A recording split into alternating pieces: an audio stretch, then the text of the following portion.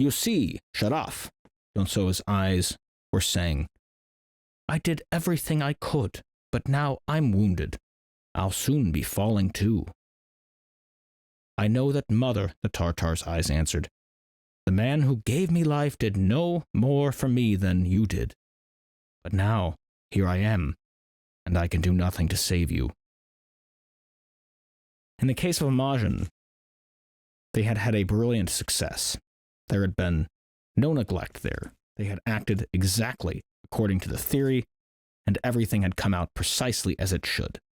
They totted up how much radiation he had had, and Ludmila Afansyevna announced, We are discharging you. They should have told him in the morning so that he could have let the nurse know and allowed time for his uniform to be brought from the clothes store. Nevertheless, disdaining the use of his crutches, he dashed down the stairs to see Mita. The idea of spending one night longer than necessary here was intolerable. His friends were waiting for him that same evening in the old town. Vadim also knew that Dontsova was handing over her department and going to Moscow. This was how it had happened.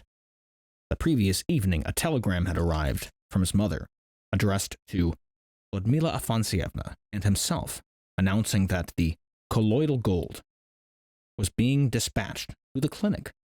Immediately, Vadim hobbled downstairs. Dontsova was at the Ministry of Health, but Vera Kornelyevna had already seen the telegram. She congratulated him. If you haven't been caught up with this, the colloidal gold is something they referred to earlier in the book as like this. It's like if you ever played RuneScape, it's like a limpwort root, but it like cures cancer. This something called colloidal gold. They think it will help, and they were trying to get a hold of some. So this is like basically they're all excited that this. It's fitting that the colloidal gold would be en route now, but also come with a side of also your doctor has cancer, which sucks. But it's a little bit of a nice gesture with the sorrowful news, I guess you could say. Oh, it's a tough one, gotta say. Immediately, Vadim hobbled downstairs. Dontsova was at the Ministry of Health, but Vera Kornelyevna had already seen the telegram. She congratulated him and introduced him there. She congratulated him and introduced him there and then to Ella Rafaelovna, their radiologist, whose job it would be to start his treatment as soon as the gold reached the radiological room. At that moment, Dontsova appeared and read the telegram. She looked crushed and defeated, yet she did her best to give Vadim an encouraging nod. The previous night, Vadim had been so overwhelmed with joy he'd been unable to sleep. But toward morning, he began to have second thoughts. When would the gold arrive? If they had actually handed it over to Mama, it would have come that morning. Would it take 3 days? Or a week? This was the question Vadim asked as soon as the doctors approached him. It'll take a few days, just a few days, Ludmila Afansyevna told him. But she knew what these days were like. She recalled a case where a Moscow institute had asked for a medical preparation to be sent to a clinic in Ryazan. But in the covering letter, the girl in the office had written Kazakh and sent the parcel to Alma Ata, asterisk next to Alma Ata, the capital of Kazakhstan, one of the republics of the Soviet Union. So, more or less, that's like, gee, I hope they don't send it to the wrong fucking place, because people that handle mail typically aren't very caring with the parcels in Soviet Russia, I suppose. But yeah, so yeah, that would suck, thinking that might happen. Don't mind me playing with this light right here. Good news can do a lot for a human being. Vadim's dark eyes, so gloomy of late, now shone with hope. Those pouting lips with the indelible furrow had become smooth and young again. Vadim was clean-shaven, neat, collected, and polite. He glowed as if it were his birthday and he had awakened to find all his presents around him. How could he have become so depressed?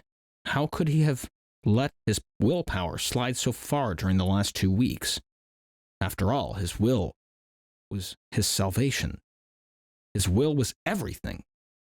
And now the race was on. Only one thing mattered. The gold had to fly its 3,000 kilometers faster than the secondaries could crawl their 30 centimeters. Then the gold would clear his groin and protect the rest of his body.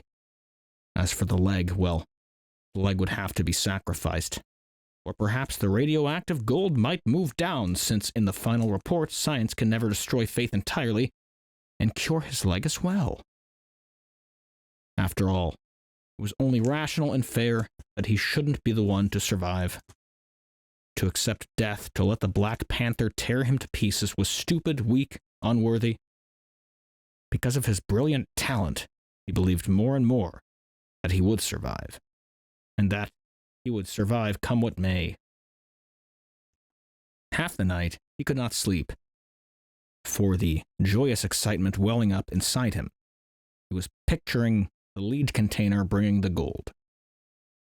Was it in the baggage car? Was it on its way to the airport, or was it already in the airplane? His eyes moved up toward those 3,000 kilometers of dark, nocturnal space, and with all his will, he hastened the gold on its way. He would have summoned angels to his aid if angels had existed. But during these rounds, he watched the doctors suspiciously to see what they would do. They said nothing bad. In fact, they were doing their best to keep any expression out of their faces. But they kept prodding him. True, it wasn't only his liver.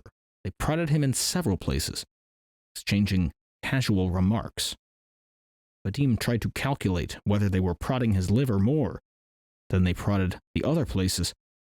They had spotted how tense and attentive the patient was, and so, quite unnecessarily, they ran their fingers over his spleen. That's fucked up. They noticed that he was like paying extra attention to where they were prodding him, probably thinking like, oh my god, I'm finding more cancer. So they noticed this and they prod his spleen too, just to fuck with him. But the real aim of their skillful probing was to test whether there had been any changes in his liver. There was no chance of their slipping past Rusanov.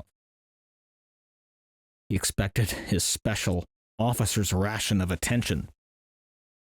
He had lately begun to develop a liking for these doctors. It was true. They weren't honored scientists or professors. But the fact was they had cured him. The tumor on his neck hung loosely, unswollen, small now. Even at the beginning, the danger had probably not been as great as they had made out. You know something, comrades, he announced to the doctors. I'm tired of these injections. I've had more than 20 of them. Isn't that enough, eh? Maybe I could finish off the treatment at home? In fact, his blood was in a bad way. Even though they had given him 4 transfusions, he looked sallow, exhausted, and shriveled. Even the skull cap seemed too large for his head. I mean to say, doctor, I know I ought to thank you. It's true. I was wrong in the beginning, Rusanov announced candidly to Dontsova. He enjoyed admitting his errors. You've cured me, and I thank you. Dontsova nodded vaguely, not out of modesty or embarrassment, but because she didn't understand what he was talking about. They still expected an outbreak of tumors in many of his glands, and it depended on the speed of the process whether or not he would live out the year. In fact, he and she were in the same position. She and Gangart prodded him hard in the armpits and around the collarbones. They pressed so hard they made him twitch. Honestly, there's nothing there, he assured them. It was quite clear now that they had merely been trying to frighten him with the disease. But he kept his nerves and had come through easily. He was particularly proud of his newfound strength of character. So much the better, but you must be very careful and look after yourself, Comrade Rusanov, Dontsova warned him. We'll give you another injection or two, and then we'll probably discharge you. But you'll have to come every month for a checkup, and if you notice anything yourself, come along immediately. But the delighted Rusanov knew from his own experience that these compulsory checkups were only for the record. They were merely to enable the people in charge to put a mark in the appropriate column. Off he went to the telephone with the good news to his family. It was Kostoglotov's turn. He was awaiting the doctors with mixed feelings. In one sense, they saved him. In another sense, they had destroyed him. Oil and water was what they had offered, in equal proportions, and the resulting mixture was no good either for the drinking or for oiling the wheels. When Vera Kornelyevna came to his bedside on her own, she was Vega. Whatever she said to him in the course of her duties, whatever she prescribed for him, he would look at her, and the sight would gladden him. Since last week he had managed to forgive her for the part she had played in damaging his body. He had begun to take it for granted that she had some sort of right over his body, and this gave him an obscure satisfaction.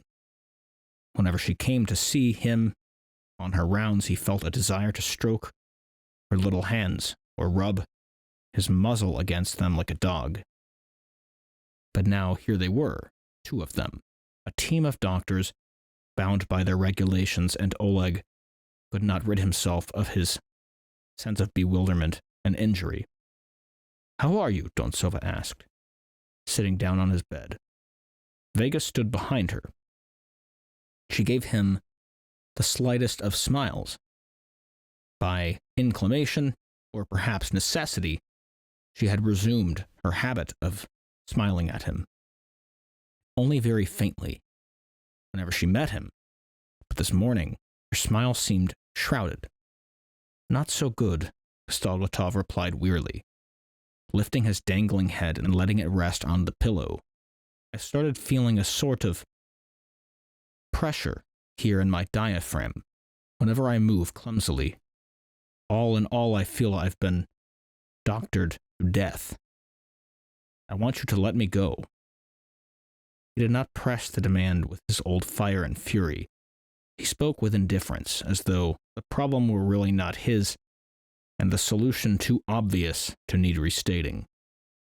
Indeed, Dontsova did not even bother to restate the case herself. Besides, she was tired. It's your decision, she said. You do what you want. But the treatment's not yet finished. She started examining the irradiated part of his skin. The skin virtually screamed that it was time to stop the treatment. The surface reaction would increase even after the end of the radiation sessions. We aren't giving him 2 a day anymore, are we? Dontsova asked. No, it's 1 now, answered Gangart. She pronounced those simple words, it's 1 now, pushing her thin neck forward. She sounded as though she was making some tender declaration to touch the heart. Strange living threads, like a woman's long hair, linked her to this patient and entangled her with him. She was the one who felt pain when the threads were tugged and broken. He felt no pain. No one near them could see what was happening. The day Vera heard about his nighttime sessions with Zoya, she had felt as though a tuft of hair had been torn out of her head. Perhaps it would have been better to end it then and there. This tearing of the threads reminded her of the law that men have no need for women of their own age. They need women who are younger. She shouldn't forget that her time was past. But then he had started blatantly bumping into her in the corridors, hanging on her every word, talking to her and looking at her so wonderfully that those hairs, those threads began to separate, one by one, and get entangled all over again. What were these threads? They were inexplicable and inconvenient. He would have to leave now and go somewhere else, and there'd be a strong attraction to keep him there. He'd return only if he became very ill. When death bent him to the ground, the healthier he was, the less often he would come. Perhaps he never would. How much sinestrol have we given him? Ludmila Afansyevna inquired. More than enough, answered Kostoglotov aggressively before Vera Kornelyevna could speak. He stared at them dully. Enough for a lifetime. At any other time, Ludmila Afansyevna wouldn't have let him get away with such a rude reply. She would have given him a good dressing down, but right now, her will had sagged. She was scarcely able to complete her rounds. At any other time, Ludmila Afansyevna wouldn't have let him get away with such a rude reply. She would have given him a good dressing down. But right now, her will had sagged.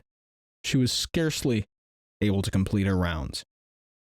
Outside her line of duty, to which she was now bidding farewell, she couldn't really object, even to Kostoglotov. It was true. It was a barbarous treatment. I'll give you some advice, she said, trying to appease him, speaking softly so that the other patients could not hear. You shouldn't hope to achieve the happiness of a family. It'll be many more years before you can have a normal family life. Here, Vera Kornelyevna lowered her eyes. Because remember, your case was terribly neglected. You came to us very late.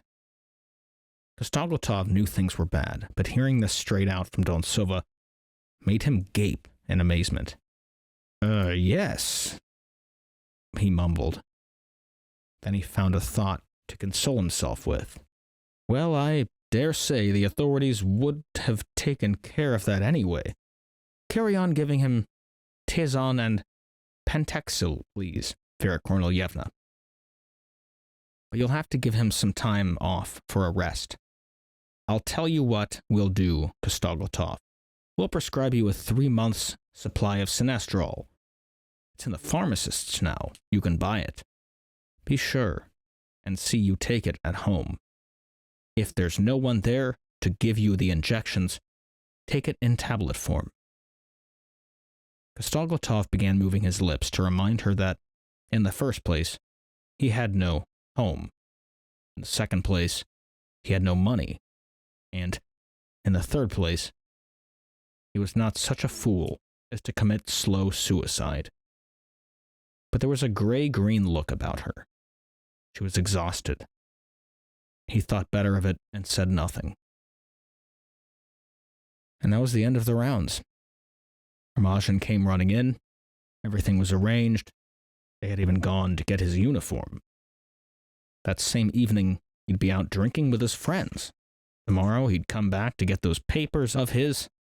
He was wildly excited, speaking more rapidly and loudly than anyone had ever heard him before. His movements were so strong and decisive that he might almost never have been ill. Never spent those 2 months with them in the ward. He had thick black crew-cut hair and 2 coal-black eyebrows under which his eyes burned like a drunkard's, and his back quivered as he scented the new life that lay just across the hospital threshold. He dashed over to get his things, decided not to, then ran off. He had to get special permission to eat his lunch with the second-floor patients. Kostoglotov was called out for an X-ray session. He waited his turn and then lay down under the apparatus, after which he went out to the porch to see why the weather was so gloomy. The whole sky was boiling with fast-moving gray clouds. Before them crawled a cloud deep violet in color, promising heavy rain. But it was very warm. It would only be a spring shower. This was no time to go out for a walk, so he went back upstairs to the ward. Walking down the corridor, he could hear the excited Amadjan telling a story in his loud voice. "Damn it," he was saying. "They feed them better than they feed soldiers. At least not worse. Rations, 1,200 grams a day. They should give them shit to eat. Work? No, they don't work. We take them out to the zone, they run off, hide and sleep the whole day." Quietly, Kostoglotov stepped into the doorway. Amadjan was standing with his bundle of belongings by the bed, stripped of sheets and pillowcases, his white teeth shining, waving one arm confidently, treating the ward to the last story. The ward had completely changed. Federau was gone, so was the philosopher, so was Schlubin. Strangely enough, Oleg had never heard Amadjan tell this particular story to the old ward's inhabitants. "So they don't build anything?" asked Kostoglotov quietly. "So nothing gets built in the zone, is that right?" "Yes, they build," Amadjan said, a bit taken aback. "But they build bad." "Then you could have helped them," Kostoglotov said, even more quietly, as if his strength was ebbing. "My job rifle, their job shovel," replied Amadjan cheerfully. Oleg looked at his fellow patient's face. He seemed to be seeing him for the first time, and yet he had seen him for years, framed by the collar of a sheepskin coat, carrying an automatic rifle. Amadjan was uneducated above the checker-playing level, but he was sincere and straightforward. If decade after decade no one can tell the true story, each person's mind goes its own separate way.